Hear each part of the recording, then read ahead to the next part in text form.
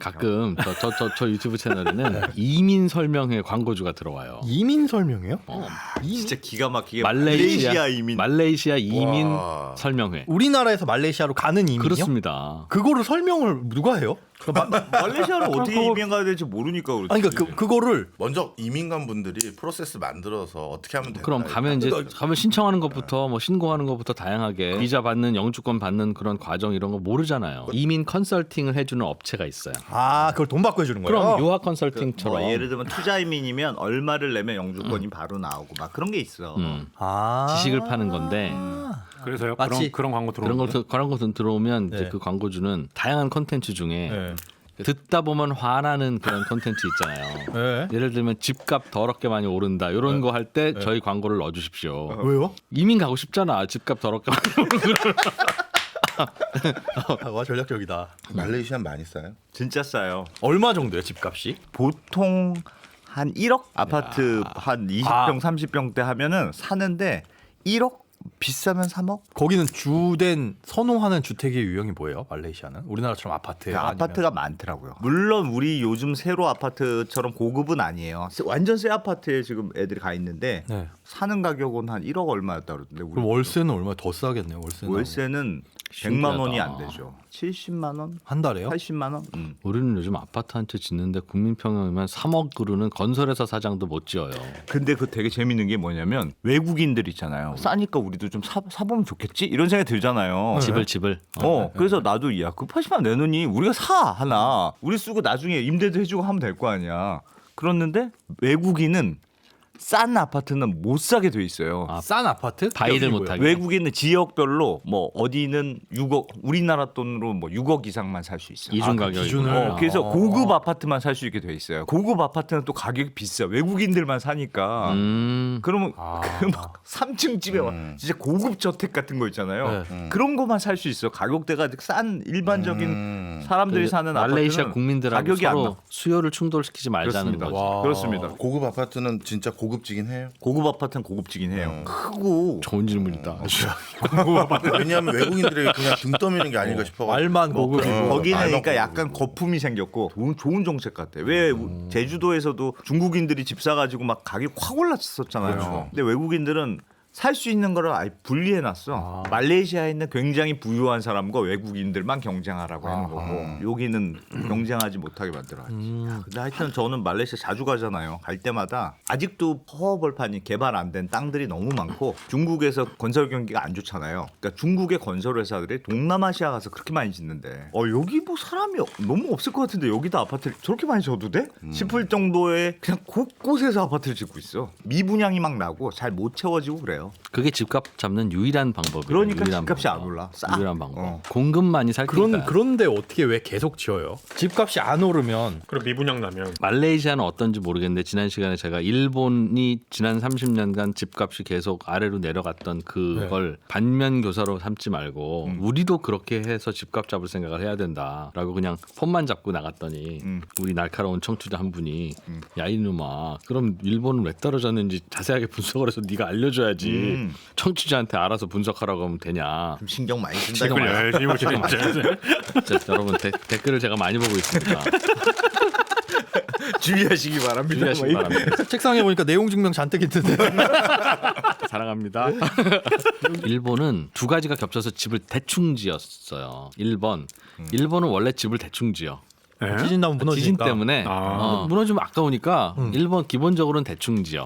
보통 한 30년이면 그냥 다 없어지는 걸로 생각하고 짓는데요. 1번. 2번은 너무 오래 하는 건 위험하다고 생각한다. 그냥 컨셉 자체가 원래 그런 45년 이후에 우리나라도 서울 인구가 200만이었다가 30년 만에 1000만 됐거든요. 일본도 마찬가지예요. 도시화가. 그러는 바람에 안 그래도 대충 짓는 집들을 더 빨리 날림으로 많이 지었어요.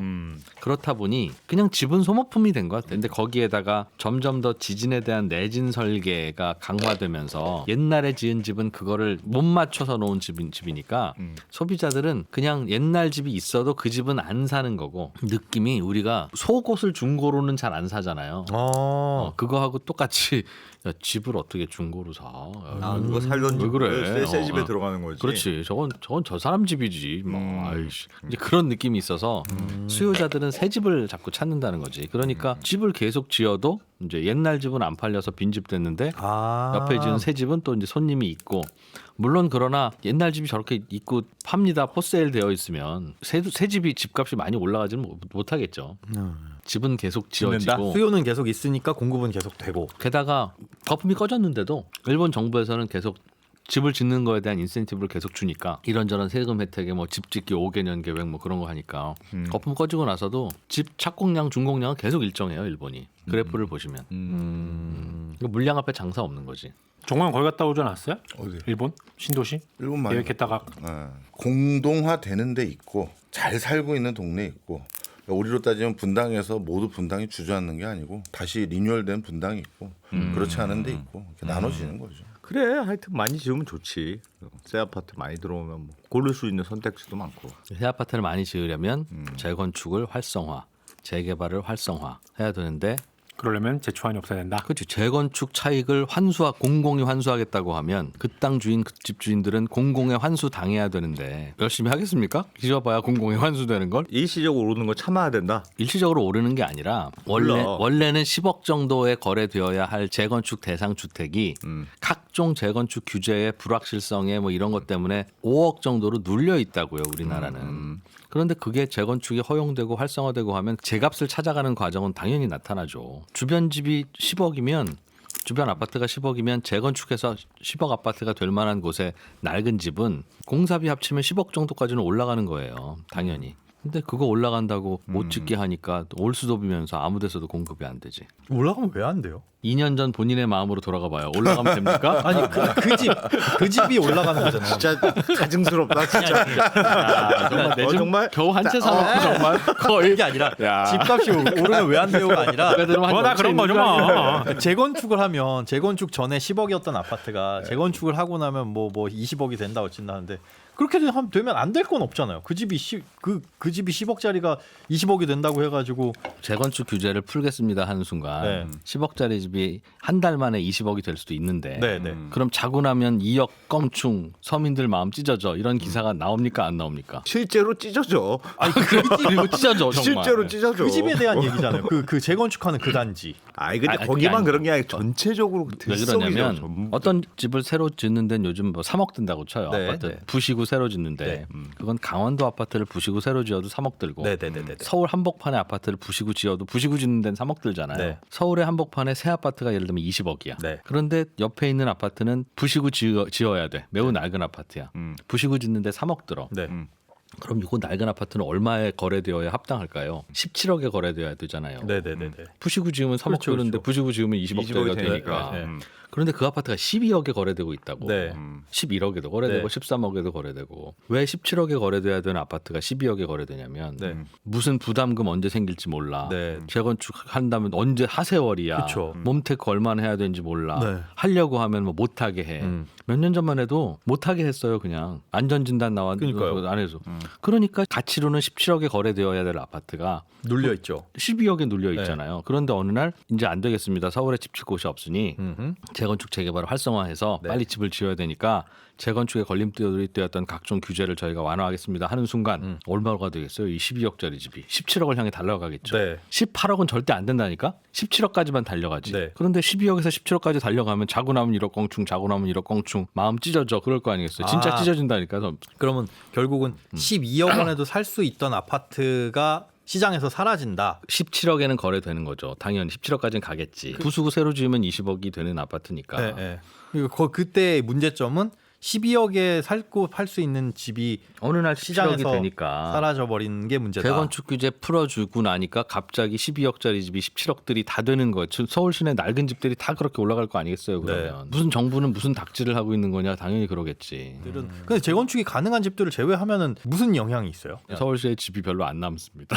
서울시내 웬만한 집들은 다 재건축할 때가 돼요. 이 가격이 웃기 때문에. 거의 그럴 리가 있네 그런 표정이. 아니, 우리 현우 소장님 말씀은 아니 내가 그 집 살 거 아닌데 그 집 올라가거나 말거나. 올라가거나 말거나 난 다른 집 사면 되는 거 아니냐. 그러니까 음마 올라가면. 아파트 뭐 예를 들자면 40억을 하든 400억을 하든 4천억을 하든 그게 이제 재건축해가지고 올라가는 게 시장에 어떤 영향을 미치냐. 아니지.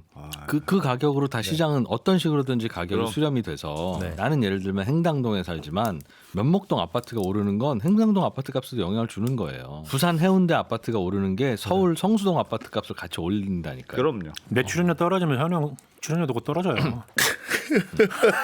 설명 확 이해되는 눈치야. 재건축 금지시켜야겠네요. 이제 더 이상 아파트 안 줘. 그래서 그 12억에서 17억 가는 그 잠깐의 과정은 겪어야. 그건 겪을 겪어야 수밖에 된다.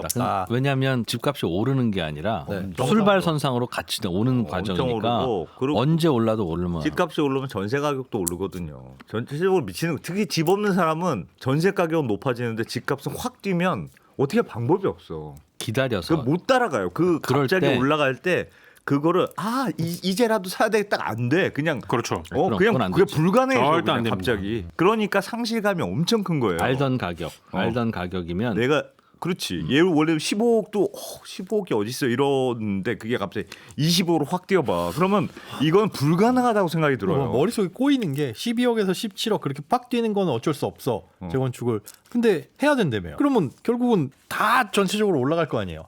오늘도 내가 이 얘기 하니까 앞서 네. 왜 재건축을 활성화하면 재건축 집값이 올라가는지 설명을 해드렸잖아요. 네. 설명을 해드리니까 알겠죠, 이제. 그렇게 되니까 17억까지는 당연히 올라가는데 네. 17억보다 더 많이는 안 올라가겠구나. 그리고 주변 아파트가 20억인 게 얘가 왜 20억이겠습니까? 지 혼자 새 아파트고 지 혼자 한강 보이니까 20억이지. 네. 너도 나도 주변에서 다 헐고 다시 지어서 다 새 아파트 되면 지가 무슨 방법으로 20억이겠어. 나중에 또 재건축할 생각으로 그러니 30억을 공급이 이렇게 줘야겠죠. 많아지면 사실은 20억이 거래되는 게 네. 19억, 18억 이렇게 거래되어야 맞다고요. 네. 그러면 재건축 대상 아파트는 네. 17억을 향해서 달리다가 네. 옆에 있는 새 아파트가 18억으로 내리네. 네. 그러면 15억 정도에서 멈추겠지.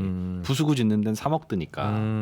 그러니 그런 식으로 해서 조절이 되는 건데 처음에 올라가는 것만 막으면 그 메커니즘을 국민들 에브리바디가 다 알고 있으면 정부가 아이고 집값이 올랐네요. 저희가 공급이 조금 좀 미진했었나 봅니다. 여러분의 수요는 항상 바뀔 수 있는 거니까.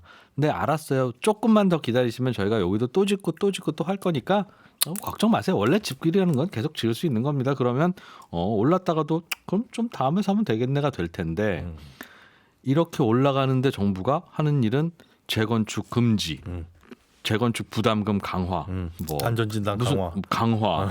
뭐 하지 마, 차액 재건축. 회수, 네. 뭐 다주택자 뭐 양도세 강화 이런 식으로 나오니까 공급이 안 되겠구나라는 생각을 하게 되는 거예요. 그러면 안 사려던 사람도 얼른 가서 사야지. 그래서 재건축을 해서 17억에 올리면 기존 아파트 시세가 좀 줄까요? 가만히 생각하면 줄어야죠. 왜 12억짜리 거래되던 주변에 낡은 20억 아파트가 왜 17억까지 올라가냐? 이건 재건축 활성화 때문이고 예. 왜 17억까지 올라가냐면 주변 새 아파트가 20억이니까 예. 부수고 다시 짓는 데는 3억 정도가 드니 예. 공사비가 그러니 17억까지는 올라가야 되지 않겠냐라는 계산으로 올라가는 거니 예. 주변에 20억 아파트는 지난달만 해도 쟤랑 나랑 8억 차이 났는데 얘가 17억이 됐으면 나는 25억 돼야 되는 거 네. 아니야? 라고 날라가면 네. 그럴 수 있는 거네. 목이 맸어. 한국 부동산의 걱정 때문에. 진짜 눈물이 납니다. 잠을 못 잔다 여기 지금. 그렇게 되면 어떡해요? 잠을 못 자. 그 20억에 사는 사람이 바보죠. 왜 25억에 사냐고. 아, 근데 비트코인을 1억에 사는 사람들 많잖아요. 그러니까 그런 사람들이 결국은 바보가 세상에 몇 너무 번 많아. 레슨이 있어지면 레슨이 있어지면 이럴 때는 올라간다고 사면 안 되는구나는 걸 아는데 네. 문제가 생기면 공급을 위축시키는 정책으로 자꾸 대응하니까 항상 집 산 사람이 매번 승리하는 거예요. 이제 재건축 그렇게 하면 공급이 진짜 많이 늘어요. 늘기는. 아니 재건축을 활성화하는데 공급이 안 늘고 100입니까? 사람들 선호를 못 따라갈 것 같긴 한데. 그 무슨 말이야? 재건축을 하는데 사람 선호에 맞춰서 짓는 게 재건축인데요. 그럼 맞춰서 지어야지 그걸. 얼마나 올려야 됩니까? 재건축해서 그러면 얼마나 늘어날 수 있을까? 서울에 재건축을 하면. 그러니까 용적률도 높이고 더 빽빽하게 지어야지. 그래야 집값이 우수수 쏟아지고 그래야 재건축해서 집값이 올렸어. 내려가죠. 한 50년 지나면 또 재건축을 해야 되니까 나중에 한 1,200층 나오겠네. 몇 년 후에는. 인구가 계속 늘어나고 인구가 서울로 늘- 계속 몰릴 거 아니겠어요. 앞으로. 인구가 계속 늘어나면 서울 말고도 다른 도시도 생기겠죠. 인구가 안 늘면요. 인구가 안 늘면 서울로 몰린다니까. 그렇죠. 그럼 결국엔 서울에 집을 사야 되네요. 지금 그래서 다 서울에 집을 사고 있잖아요. 그렇다니까, 요즘 이거. 팔리는 서울 집의 4채 중에 한 채는 나중에 지방에서 원정 와서 임금료 사는 빽빽하게 거라는데. 줘. 그냥 1,200씩 나온다니까. 너무 비싸 아무튼. 비싸지. 비싸지. 지금도 너무 비싸. 근데 제가 한 여기에 말레이시아 이민 광고 봤습니다. 말레이시아 왜 이놈의 한국 영한다. 아니 뭐 요새 뭐 기승전 부동산이야. 이놈의 한국 떠나버릴 거야. 말레이시아가 나도 얘기 들었는데 건설을 해야 되는데 네. 그 나라 건설업체와 그 나라 현지 주민이 건설하면 4세월이래요. 아니, 그래서 나는 집이 중국 충분해서 업체들이 그런가. 네. 와서 하는데 중국 업체들이 말레이시아인 고용하거나 뭐 하면 고용도 어렵지만 집이 안 지어지잖아요. 그러니까 중국은 중국 업체들이 와서 짓는 게 되는 거야. 업체가 아니라 중국 사람들이. 중국 사람들도 와서. 근데 생각해 보니까 옛날에 우리가 사우디에 가서 무슨 뭐 댐 지어주고 할 때도 우리 아버지들이 거기 가셨잖아요. 그 똑같이 그랬던 것 같더라고. 근데 그래서- 거기는 확실히 다른 게 빈 땅이 아직 많잖아. 네. 여전히 빈 땅이 많으니까 공급하기가 너무 좋아요. 근데 우리는 약간 우리는 재건축 컨셉이 있잖아. 빈 땅은 이미. 많죠 우리나라도. 우리나라가 가보면 빈 땅이 왜 없어? 서울 내건 돌아가면서 그린 벨트지 그게. 그게 아니, 온니라우스 벨트. 서울 말고도 빈 땅은 얼마나 많은데. 진짜 보면은요. 서울에 차 타고 가면 서울 아직 빈 안 땅 차 있는 그냥 대규모 단지가 그냥 옆으로 쫙 있어. 정말 그 여기를 어떻게 다 채워 싶을 정도로 쫙 있어요. 20년 전에 도곡동, 양재동, 대포동이 그랬어요. 그러니까 그런 느낌으로 뭐 만약에 한다면 모를까. 근데 우리는 재건축하면 강남 재건축을 먼저 생각하니까 안 그래도 바글바글한데 뭐 거기가 또 집값을 왕창 올리는 거 아닐까. 그게 걱정이니. 사실은 주변에 서울 주변에 자꾸 더 만들고 해. 하긴 해. 운정. 수요를 이번에 사실 사전청약 약간 취소. 분산시켜 줄 수 있는 사실. 근데 그것도 하긴 해야 그거고 되는데. 최근에는 아니다 말레이시아 얘기를 해야 마음이 안 아프지. 서울 얘기하면 또 마음 아프지. 말레이시아는 몇 명이지 인구가? 인구가 3천만 명에서 3,500만 사이 될 거야. 최근에 나한테 보고 안 하더라고. 아 그래요? 그럼 보고하는 사람이 어디 갔어? 조금만 그보다 더 많을 것 같아. 3천 모르겠네. 몇백만 될 거의 거야. 훨씬 나라가 크거든. 호주도 커요. 땅덩이는 큰데 인구는 얼마 안 되잖아요. 호주는 그렇게 얼마 사람이 살 수 있는 데가 진짜 음. 되게 조그마잖아요. 우리나라보다 적을 걸요, 호주? 말레이시아 인구가 그거밖에 안 되나? 모르겠네. 그 정도밖에 안 돼. 말레이시아의 우리나라랑 비슷한 한 5천만. 말레이시아의 인구는 3,467만 명. 조금 야, 조금 진짜- 늘었네. 보고 진짜 안 받은 바에 사이에. 말레이시아의 면적은 3,300만 정도 됩니다. 대한민국의 면적은 재건축을 계속 못하게 하면 어떻게? 갑자기 어. 궁금해졌어. 재건축 못하게 하면요. 계속 못하게 하면. 우리나라 집은 평균 수명이 한 30년 되잖아요. 네. 아니야. 그러면 30년 후에는 네. 서울 시내에 집이 하나도 없어져요. 그렇게 되지 않겠습니까? 그러면 마지막 남은 집 한 채가 있을 거 아니야? 네. 그 집 한 채는 얼마게? 1,000억? 3조 부릅니다. 3조. 정의선, 최태원, 김범수 셋이 네. 저 집에서 못 살면 난 길에서 자야 되니까 베팅을 시작할 거 아니에요. 3조인데 안 받게 3조 받고 1조 더 안 하겠어요? 집값이 그렇게 됩니다. 짓지 않고 공급을 안 하면. 이주용 회장은 베팅 안 하나요? 뭐 근데 말이 그렇지 다 바깥에 나가시지 않겠습니까? 굳이 3조 주고 사겠어. 농담은 농담인데 대한민국 쳐보니까 면적이 1,004만으로 나와요.